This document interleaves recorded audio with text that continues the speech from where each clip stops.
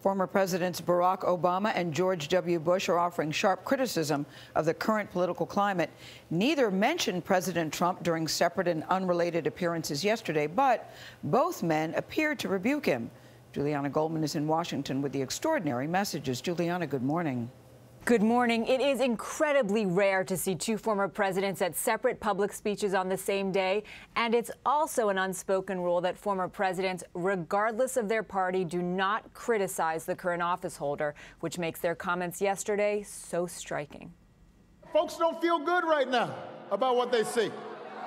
At a campaign event in Virginia last night, former President Barack Obama didn't name names. He didn't have to. We've got folks who are deliberately trying to make folks angry, to demonize people who have different ideas, to get the base all riled up because it provides a short-term tactical advantage.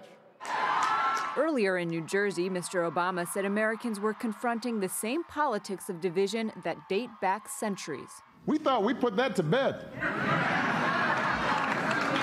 I mean, that's folks looking 50 years back. We've seen our discourse degraded by casual cruelty. Also yesterday, appearing before a packed room in New York, former President George W. Bush said America has to, quote, recover our own identity. At times, it can seem like the forces pulling us apart are stronger than the forces binding us together.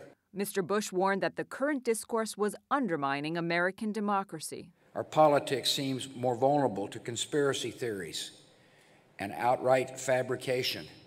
We've seen nationalism distorted into nativism. People of every race, religion, ethnicity can be fully and equally American.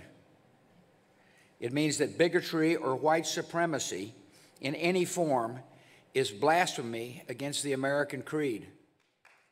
A spokesman for President Bush said he's been discussing the same themes for decades. But as he left the hall yesterday, Mr. Bush reportedly was asked if he thought his message would be heard in the White House. Norah, according to the New York Times, he smiled and said, "I think it will." Julianna, thank you so much.